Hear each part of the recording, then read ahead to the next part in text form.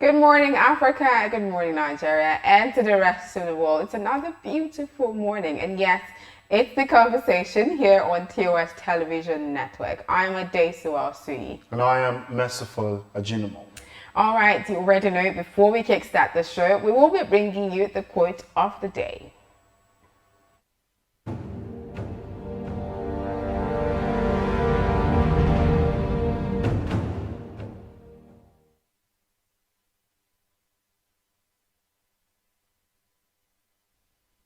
Thomas Jefferson right there, with some motivation, for the young generation or the young people of this generation. All right, we're going to go on a break, and when we come back, we'll be taking you through developments across Africa.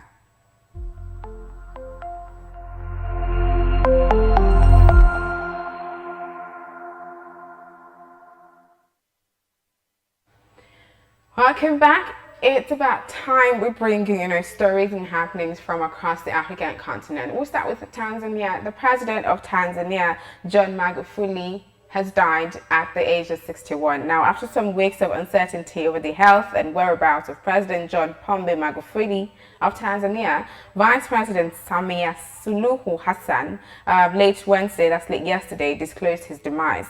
Suluhu, in a televised address to the nation, said the 61-year-old president had died of a heart condition which he has suffered for a decade at a hospital in Dar es Salaam. Tanzania's President John Magufuli has died, it was announced on Wednesday. Speaking on state television, Vice President Samia Suluhu Hassan said Magufuli had died of a heart condition at a hospital in the capital, Dar es Salaam. The 61-year-old, one of Africa's most prominent coronavirus skeptics, had not been seen in public since the end of February. Speculation was rife that he had contracted COVID-19. Magufuli had denounced measures to stop the spread of the virus and labelled vaccines a Western conspiracy. Last week, officials denied he was ill.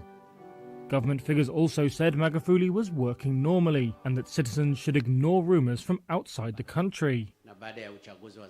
Tanzanian police have arrested 4 people since last week for allegedly spreading false information about the health of political leaders. Yes, the Vice President of Tanzania said Magufuli had first been briefly admitted to the Jakaya Kikwete Cardiac Institute on March 6th, but was subsequently discharged. But he was rushed to hospital again on March 14th after feeling unwell. My condolences, goes to his family and as well as the people of Tanzania. Yeah, my condolences as well.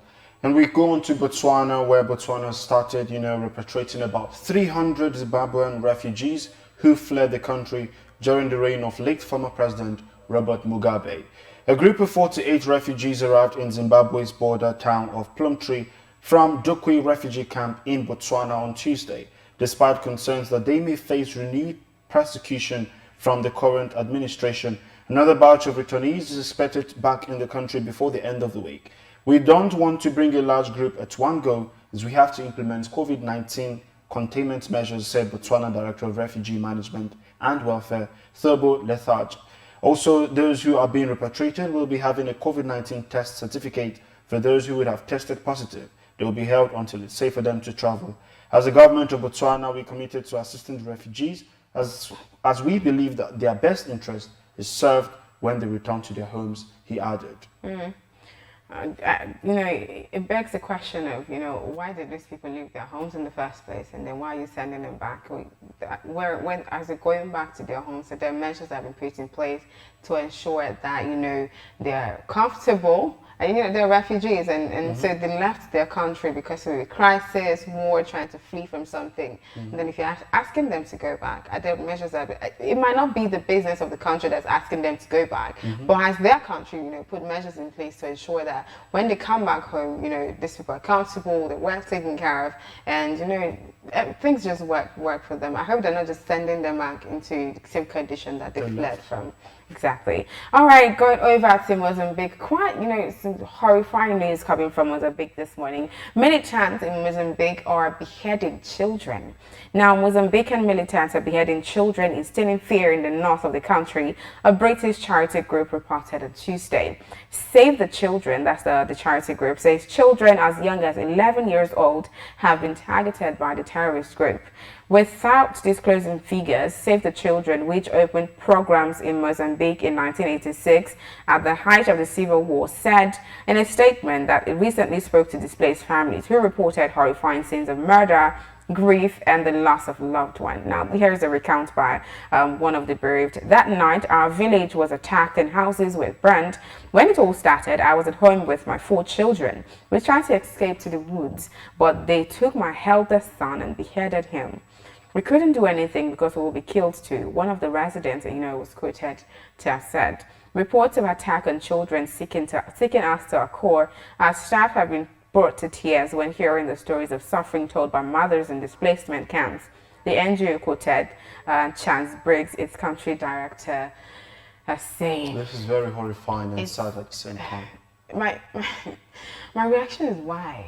I mean, why? Because I can literally picture, the faces of these children, the fear, the confusion, the question as to what's going on. And the innocent, not just the innocent, as young as 11. Exactly. And I'm wondering, what could children possibly have done wrong that you say you're a terrorist group and the people or the sect you're attacking and targeting are children? Why?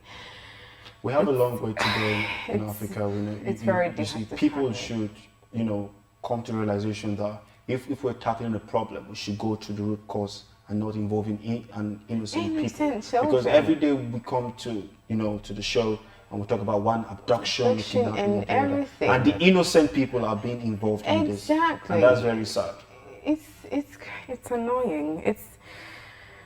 Oh goodness! I just hope something is done about that, and we don't know, because this one is because I love children so much, and this particular it's very personal to me. And very sad, I must say. All of this, it's annoying. All right, moving over. Women and youth participation in politics imperative to national development. That's coming from Bello. To attract women and youth interest for the All Progressive Congress, Kogi State Governor Alhaji Yahaya Bello has charged the party Constitutional Review Committee to come forth with enabling provisions that will be favorable and inclusive, for Nigerian youth and women.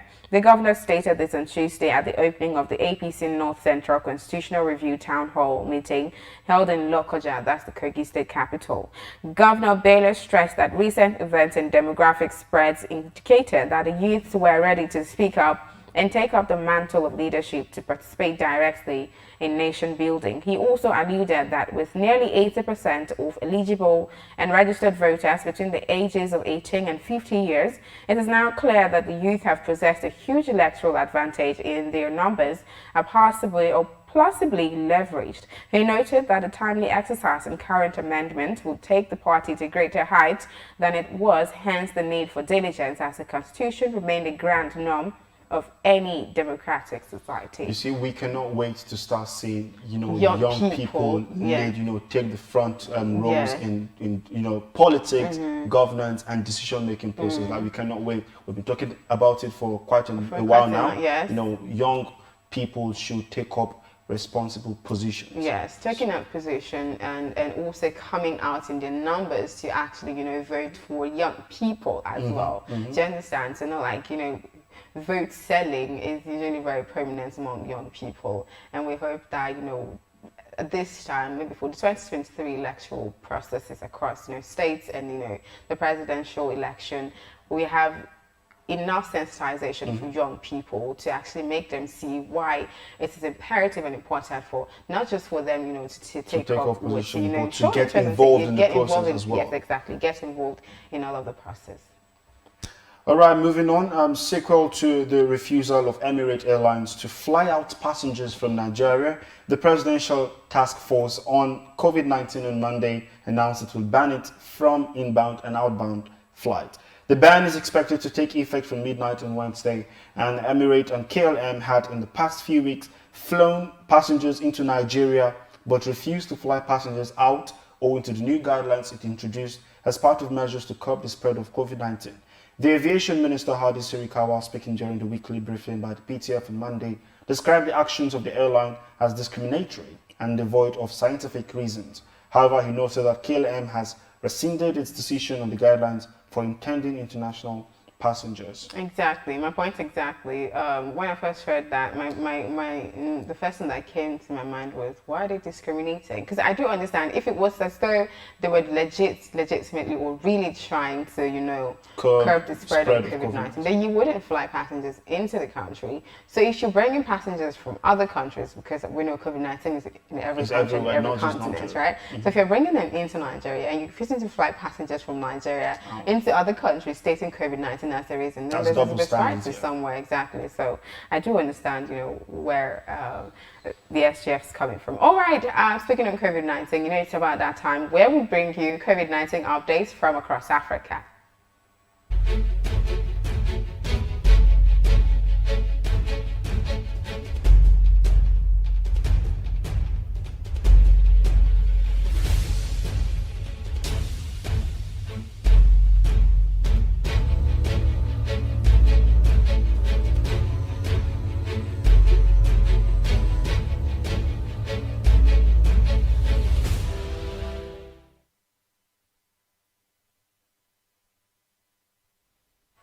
Welcome back. That's COVID-19 update from, across Africa by, as gathered by the Africa Center for Disease Control. And I'm not tired of telling you that you should take precautions, get vaccinated if your country has started vaccinating, or if your state, as if you're in Nigeria, has started vaccinating, and just take precautions. Generally, as I always say, we have to beat COVID in 2021. I'm particular about that one. We have to beat COVID this year. So we have to do everything that is necessary and everything that can be done to ensure that that happens. All right, we're going to go on another break. When we come back, we'll be taking you through what the newspaper headlines are saying this morning.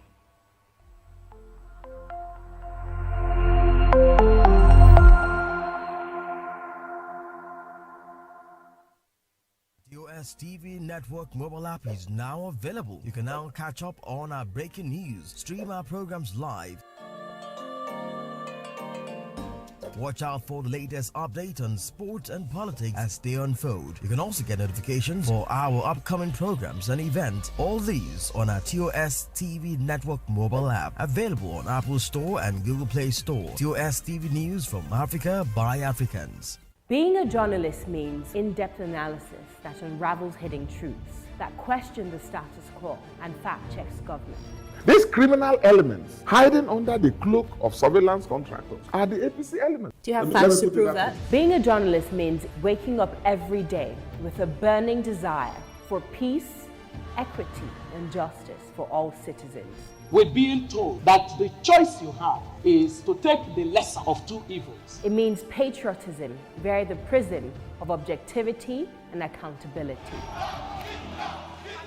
It means giving my platform to the masses to discuss issues that matter to them. Some of them, if they bring budget, and the budget they look. Some of them sleep. They're going to ask how much you are on. I have it. Thereby shaping government policies and laws. My name is Osasu Igboneja, and I am the People's Journalist.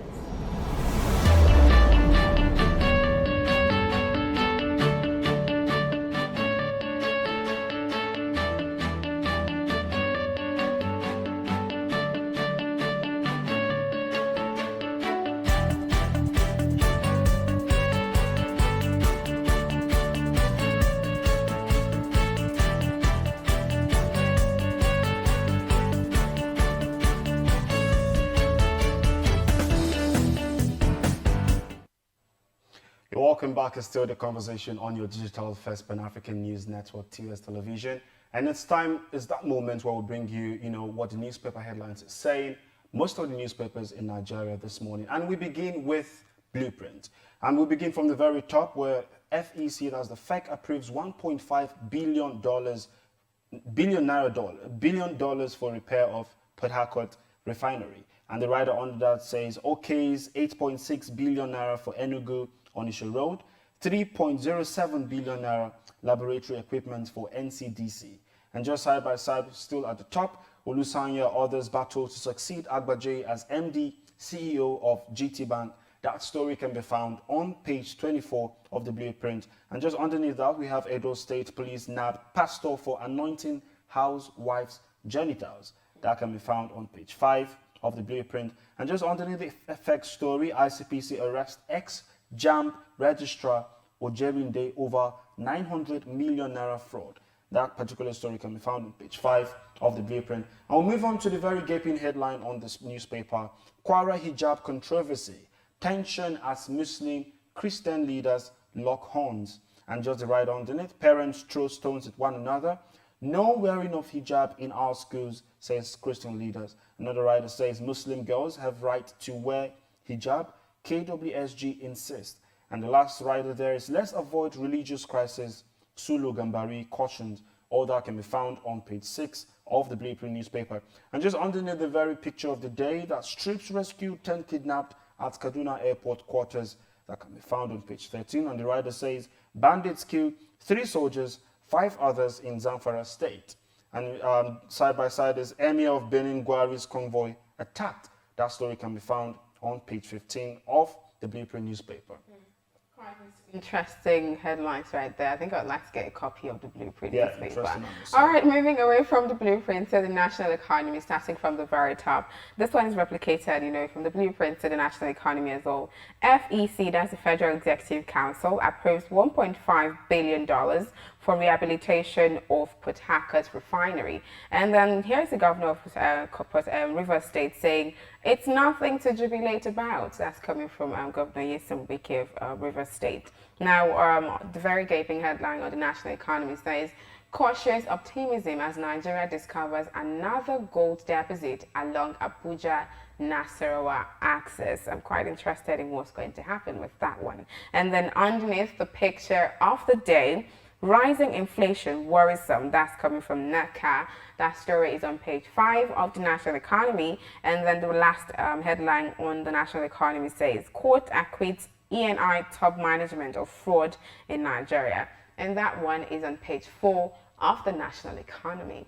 And moving on to the Daily Trust newspaper, we begin from the very top as well. While domestic airlines still struggle after COVID-19 lockdown. If you want to know why domestic airlines are so struggling, grab a copy and you can find out on page 3 of the Daily Trust. And just next to it is Armed Forces. Senate throws out a Barry-based bill after stormy session. That can be found on page 34. And then bandits kill 3 soldiers, 7 villagers in Zamfara. And that can be found on page 6 of the Daily Trust. We'll move on to the very gaping headline there. Apprehension as federal government approves fresh 570 billion naira for Port Harcourt refinery. And the writer says to fund repair with IGR loans, 3 oil facilities gulp 1.5 trillion naira in 5 years. And then we'll move on to the story underneath the picture of the day. Minimum wage bill steps toward devolution of powers. Minimum wage bill steps towards devolution of power, says El-Rufai, governor of Kaduna State. That can be found on the Daily Trust. And just underneath it says Tanzania's President Magufuli, of course, dies at 61. Side by side is allowing 6 release of 10,000 Nigerians detained in Saudi Arabia. And then NSAS, police damaged my spinal cord over 20 naira, says a victim of the NSAS protest hashtag. That's very sad. Yeah. That's very sad. I'd like to read up on that story, see what happened in that one. Okay, moving over to the Daily Times this morning, starting from the very top, still replicated across the Daily Times. FEC approves $1.5 billion for rehabilitation of Port Harcourt refinery. And then over to the very obvious headline on the Daily Times, uproar in Senate over a Barry-based bill for Armed Forces Service Commission. That story you can find on page 2 of the Daily Times. Now, just beneath, the picture of the day, this one says Jakande immortalized. Sanwo-Olu announces Leadership Academy to immortalize Jakande. That's Lateef Jakande, the former governor of Lagos State that passed on, I think about a month ago. And then on corruption, PDP accuses APC of cover up in alleged looting of 15 trillion naira. And then the last headline on the Daily Times this morning, Tanzania's president's death. Tanzania's COVID skeptic President Magufuli dies. All of that story you can find on the Daily Times this morning. And then to the last newspaper for the day, that is Leadership newspaper. And we begin from the very top as well, where stakeholders knock federal government over $1.5 billion for Port Harcourt refinery repair. Of course, that story has been replicated across all the Times and all the newspapers this morning. If you want to see a story, you can grab any of them and find it there. Underneath it, we have 5 injured in Kwara hijab violence. And just underneath that, Malibu scandal. Italian court acquits Shell any managers. That can be found on page 13 of the Leadership newspaper. And just beside that is APO 6. Families petition judicial panel seek 200 million naira. Can be found on Leadership as well.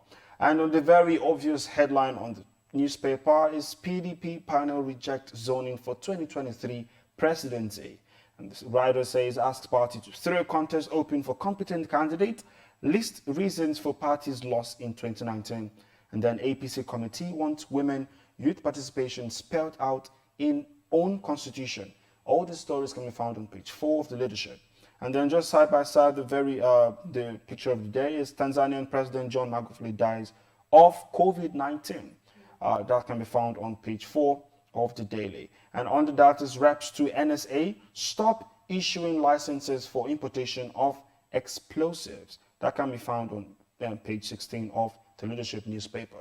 I'm quite interested, the story about Tanzania president dying of COVID-19. Because, earlier, the vice president has said that he died of a heart condition. And there had been, back and forth speculation as to what he actually, passed, died of. Because, Tanzania was the only African country that refused to admit that he had COVID-19 in its country.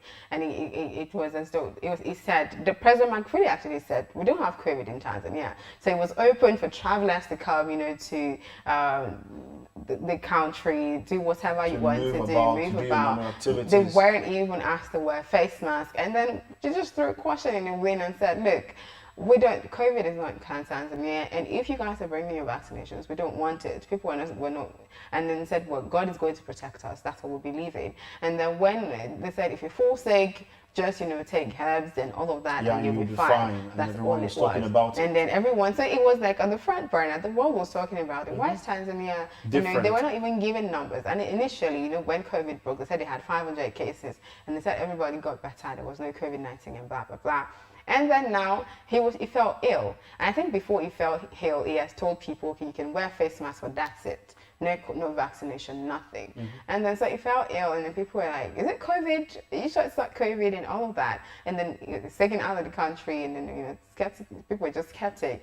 And then they were wondering about his whereabouts because people we were not seeing him at events, we were not seeing him speaking to people, so they're like, what's happening? They were like, he wasn't in the country, they're taking him to China, all that stuff. And then he passed on, sadly, very sad that he passed on. But now, this daily is saying he died of COVID, which is expected. People will be like, oh, he died at this time, so it has to be maybe COVID or COVID-related illness. While the vice president is saying, look, he didn't die of COVID, he had a heart condition, and that was what happened. So they're back and forth, and I'm just trying to see where this leads them, Because of the pandemic here, anything that happens to anyone, regarding health condition or anything, the first thing that comes to mind is COVID. So you cannot blame people when they say COVID, but I'm particularly interested in this story on the newspaper that says he's dying of COVID. So I think people should just grab a copy and, find out what they want to know. Yes, get yourself a copy of, the Leadership and, all other newspaper that we read out to you this morning. You have to be fully abreast with what's happening both in your country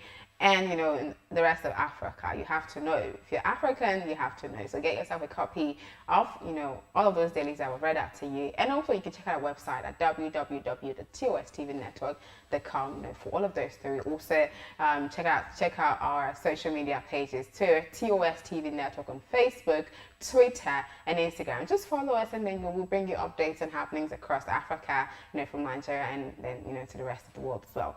All right. That's the much you can take on the newspaper headlines this morning. We're going to be going on a break, and when we come back, I'll be taking you through what is trending on social media today.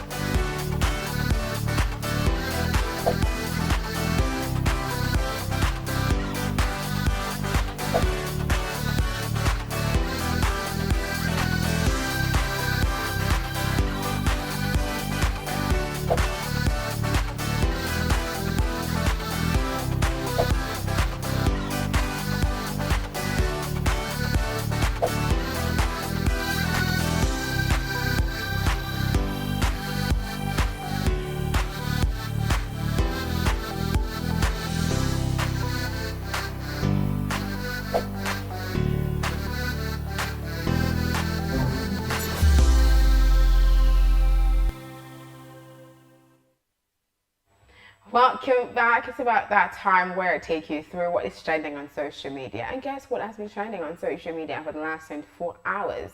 Yeah, and there are different trending topics, but the one that caught my attention was a hashtag Kwara State. Now, if you watch the the newspaper headline segment, the headlines talk about the hijab controversy in Kwara State, where they said the Muslims and the Christian leaders lock horns over the fact that female students in Kwara State should be allowed to wear hijab to school. That's for public schools. They should be allowed to wear hijab to school. And I think we had this conversation on the show before where we spoke about why there's such a fuss over wearing hijab to schools and what the whole thing is. Well, so the controversy over the hijab degenerated into some sort of I don't want to say violence, but yeah, violence at one of the schools. That's Baptist Secondary School in Ilorin, Kwara State. Now, the school was one of the 10 that was shut down, over the controversy that the female students should be allowed to wear hijab. But was reopened last month, and the state government had waded in and ordered the closure of the schools to avert violent clashes by Christian and Muslim groups, which eventually happened anyways. But on Tuesday, it announced that the schools had been told to reopen, but must respect its policy that allows the use of the hijab in all public schools. And this has sparked lots of controversy on social media as the violence and what the fuss is all about. So I'm going to read out a few tweets to that regard. The first one is by @Adeagbo_Manuel. Looking at the current crisis in Kwara State over the hijab controversy, one cannot but be surprised at how religion can make people forget their real sufferings and fight over inanities. Christians versus Muslim clash over what? Religion? # Kwara. And then the next one is from @Cephas Damilari, and he says Kwara has become too northern to be a southern state. # Kwara, # Ilorin crisis. And then the third one is from @SyncJ. He says everyone is educated in Nigeria until the topic switches to religion tolerance. Religion is the bedrock of all forms of illiteracy in Nigeria. I'm Jay. I just want to make common sense. # Christian, # hijab, # Kwara. And then the last one is from @Adelove2100. That's 2100.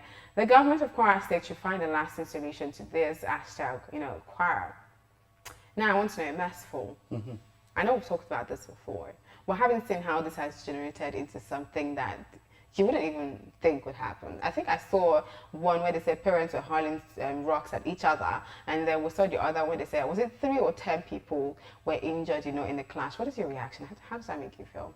Like I said before, yeah, people should be allowed to, practice whatever they want to practice in a public setting, because you can only force someone to do something your own way when the person is in your family or something.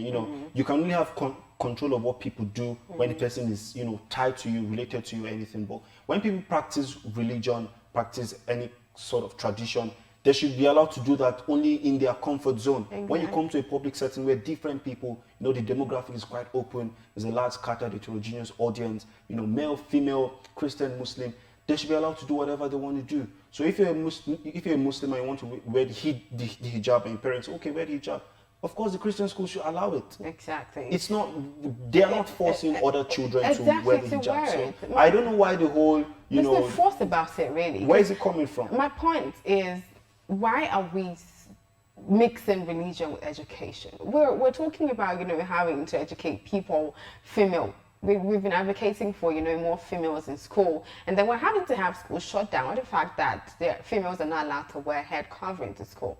And then I was like, first of all, I really asked if these students or these female pupils want to actually wear hijab to school. First of all, now goes back to what you said. If they want to, they should be allowed to, but it shouldn't be from the part of the state government. It shouldn't be mandatory that they should wear hijab to school. It should not. It should not. And then, if a student wants to wear hijab to school, they should be allowed to. Allow them practice, as long as they wear the right uniform, right?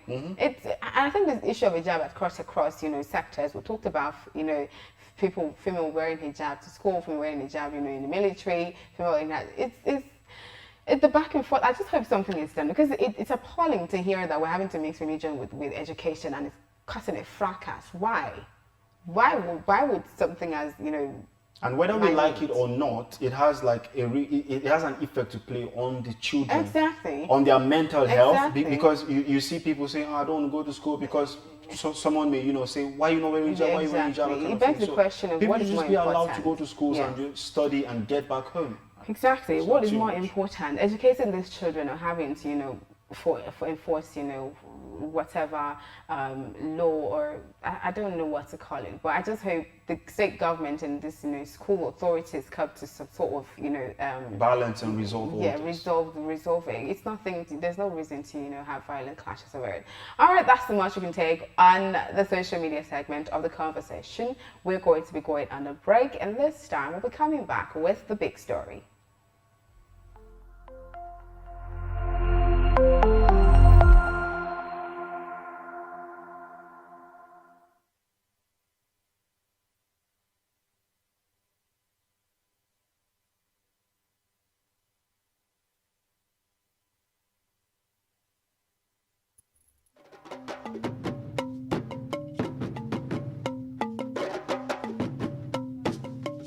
TOS TV Network is your digital-first Pan-African news network, bringing you news from across the continent. Visit our website www.tostvnetwork.com and follow us on social media at TOS TV Network on Instagram, Facebook and Twitter. Watch us on television, channel 138 on TSTV.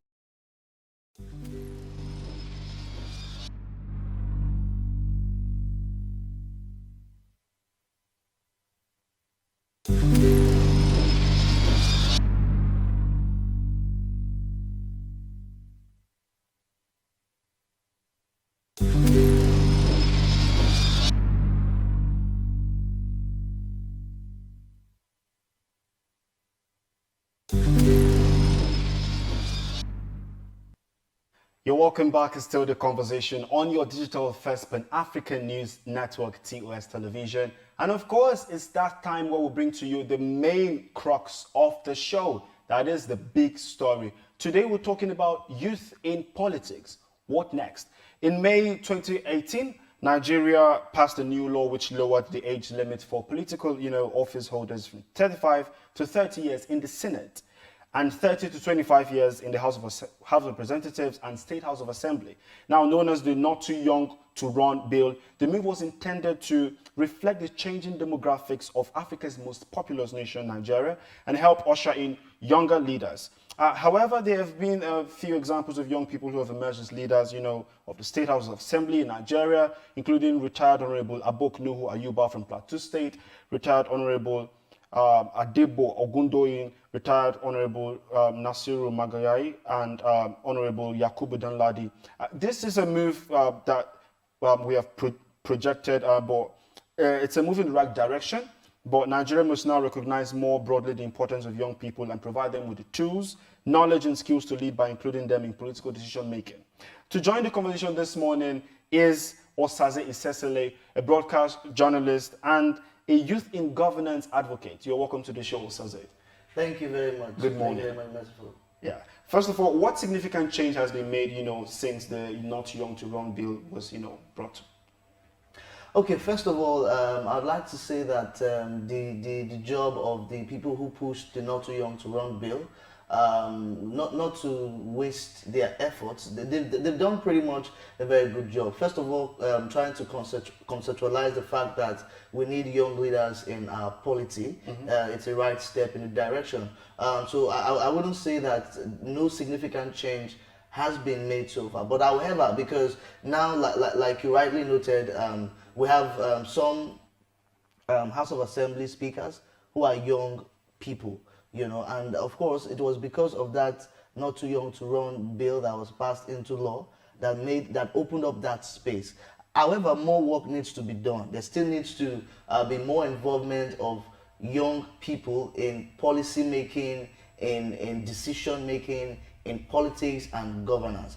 So having said that, the Not Too Young to Run bill has done quite its best, but then that is not all that there is to be done when it comes to inclusion of young people in politics and governance. So it's been a right step to say, okay, we want to get a crop of new leaders, we want to get new minds, be in governance and policy making in our society. But then we need to take it a step further to begin to look at those barriers, that are there, that are stopping the young leaders that we have to come into power. So we need to look at those barriers and begin to come up with strategy to see how we can begin to break those barriers and clear off all of those issues that will arise for young people not to get into power. Okay, so we're going to come to those barriers later. You're going to break it down for us. What barriers you think are, stopping young people from, taking leadership position in Nigeria? But there are people that, I know you're of the opinion that, because you mentioned earlier that we have to have young people, take up political positions. And then there are people that argue that would be like an antidote for, the leadership problems that we have in Nigeria. If we have younger people could with more zeal take up political position. But there are also people on the other side of the divide that said that wouldn't solve anything because they don't think young people will do better than the people that we have now. What's your stand on that?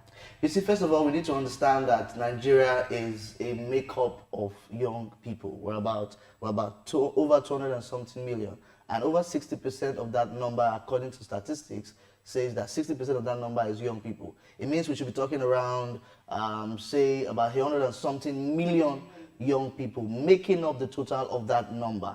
So if that is the case, it means that that set of people should be able to know how to go about the challenges of for the collective good of those people. Because if they are quite like the largest, they know the challenges. They have the ideologies, they have the ideas, they have the strategies to solve those challenges. Pretty much look at all of the challenges that bedevils Nigeria. It's either those challenges were created by neglect of the young people, or those challenges are being solved in one way or the other by the same young people. So I'm of the opinion that we need, because let's take a look at it. The average age in the current president's cabinet is about 61 years old. Yeah. Now let's take a look at over time. From inception till today, these guys have been in power. These guys have been the one making policies. How far have we gone? What level of progress have we made? So it informs the decision that, looking at what has happened over the years, we need a new set of leaders. They may not be necessarily young, so to say, because I've always said that what we need is people of character, people with competence, and people with capacity. That is, first of all, the major parameters we're looking at. If you are competent, if you have the character, if you have the capacity to be in office, those are the things we're looking at. But then we need young people, because the world is advancing. So we need young people who are competent, not just competent, have the capacity and also have the character. So those are the set of young. We don't just say we need any young people to be in public office. First of all, you need to ask yourself, why do you even need power? Why do you need to be in the public office? For example, you can effect change in society without necessarily being a governor. You can effect change in society without necessarily being a senator.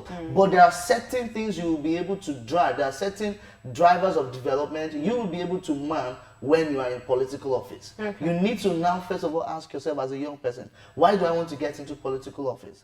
Why do I need political power? When you, first of all, answer that question, you should be able to assess yourself. Do I have the capacity to deliver? Because if we have young people take over and come into politics and we still have the same result, then we are still going around circles and we're not making progress. So that is why I said what we need is young people with competence, with character, with capacity, that has new ideas, that have innovation, that are upwardly mobile and know how to tackle the situations and the challenges that we face in the nation. Some people are of the opinion that we have made some significant change in terms of bringing young people to take up positions. Let's talk about what constitutes young people, because President Muhammadu Buhari ministerial nominees, the youngest person is Sadia, 43 years old. Yes, the minister of the what usually constitutes young people, and how ready are young people to take up this position? Exactly. Now, if you look at the national youth policy, you see that the age that makes up young people is between 15 to 29, thereabouts.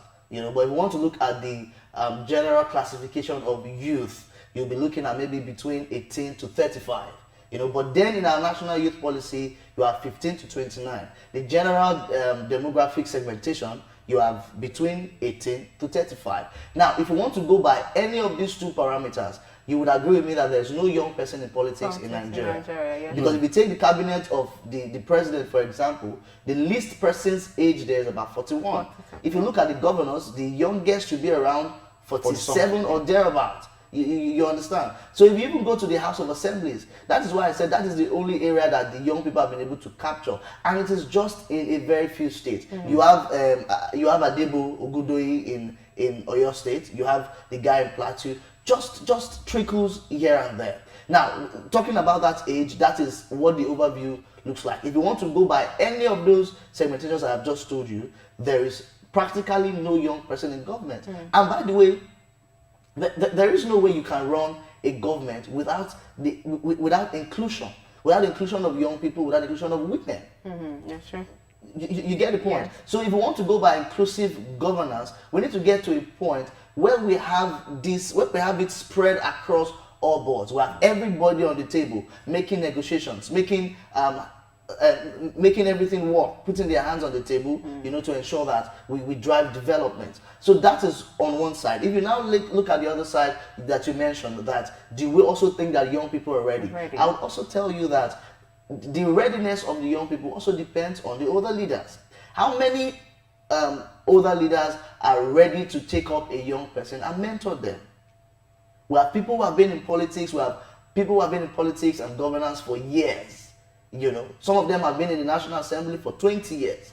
Some of them have been there for 18 years. How many young people do they have? Because the truth of the matter is that you can't give what you don't have. First of all, we have young people that are ready. But then there's a place for mentorship.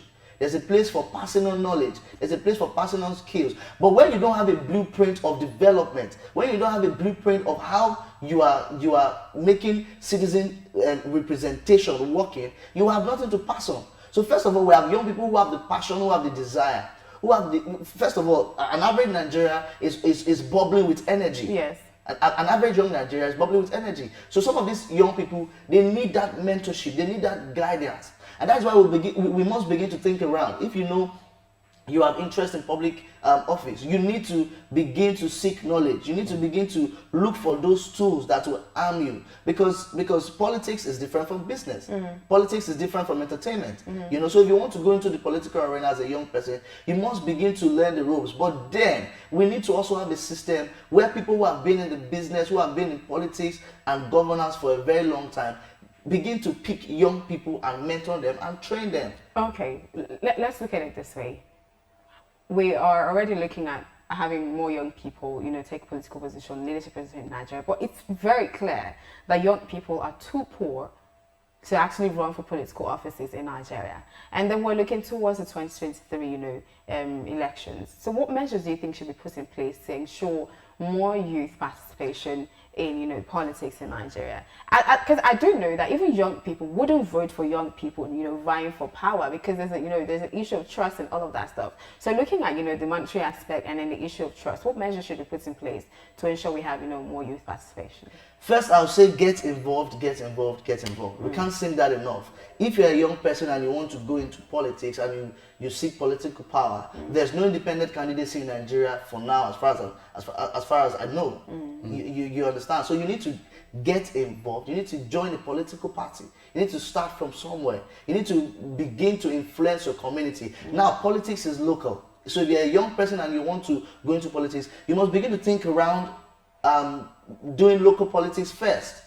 You get the point. So first of all, politics is local. So more young people need to go back to their wards. They need to go back to their constituencies. They need to go back to their communities and begin to be change makers. They need to set precedents for that development that they seek, for that new era that they seek.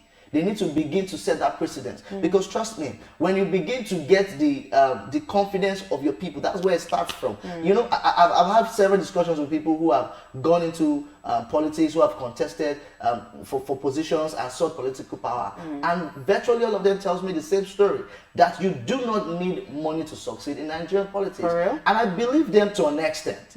I believe them to an extent because trust me, if you are able to win the confidence of people, there are people who would be ready to support your cause financially. There are people have come together, even if sometimes it's largely propaganda, but there are people who have come together to say, we trust this gentleman, we trust this lady, we think that they are going to deliver good governance to our people. So you see young people, I've heard cases of young people raise funds to buy form for an older leader. And I'm wondering, we need you to come up with that energy and support a younger candidate. But then you see the same young people, because of the incentive they get from those older leaders in quotes. They come, they put resources together, and they buy nomination forms for these leaders. It's been replete all over the news every time it's time for elections. You hear, youth of social communities came together and they bought a form for maybe a philanthropist in the community who has showed precedence over time. Let's talk about 2023 election and what has been happening so far. In the last election we had the likes of Fela Joto, who is, some people are of the opinion that he's young. Yeah. When we define what constitutes a young person. Now we are still talking about not too young to run. People, there's the agitation. Are we making any headway? Is there something that we'll see in 2023 happen in terms of youthful leaders? If we must make headway, we have to be strategic. That's the word. Now, I feel that if you want to go into politics in 2023 as a young person, you should have started now.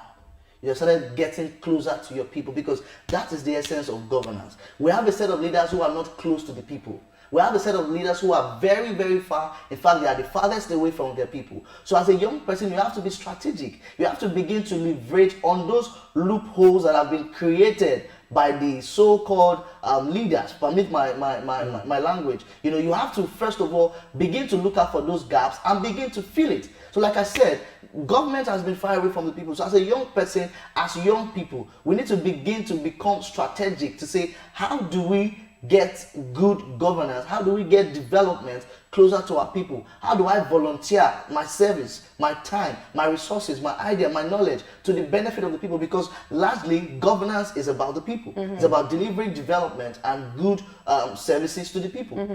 I don't know if you get the point. So as a young person, you need to get to that point where you begin to think of how to volunteer. There are local government elections coming up, in several states, Delta State just concluded theirs. As a young person, you should think of, how do I get more young people? Because we need to begin to come up with some sort of lobbying ourselves. Because like you said, the same young people who are supposed to be supporting young and fresh minds, who have great new ideas, are the ones who are rallying around older politicians and becoming sycophants. So you have to begin to think of how you need to lobby yourselves and say, this is the position we're in. This is the lacuna we're facing in governance. How do we begin to lobby ourselves? How do we begin to speak to each other? Because during the NSAS protest, you hear some young people say, those other young people that vandalized properties and did all of those things are hoodlums. What right do you have to call a fellow Nigerian who's a young person hoodlum? Who must have gotten into that hoodlum position, so to say, because of bad governance, because of there are no dividends of democracy delivered to them. So at the end of the day, instead of castigating those young people, you need them. In the grand scheme of things, we need each and every one of us. Okay, I'm going to have to cut you right there. We're really out of time. I know that you have so much to say, and I really would actually enjoy listening to you, but we'll have time, so I have to cut you right there. That Osaze is a broadcast journalist and a youth in politics advocate. Thank you guys so much. That's how much we can take on the conversation this morning. But don't forget to be, you can join the conversation, be a part of the conversation, be a part of the community by following us across all social media platforms, TOS TV Network on Facebook, Twitter, and Instagram. You can also check out our YouTube channel. It's TOS TV Network as well. Also, check out our website, www.tostvnetwork.com. I am Adesu. I'll see you. And I am Merciful Ajinimo. Thanks for watching.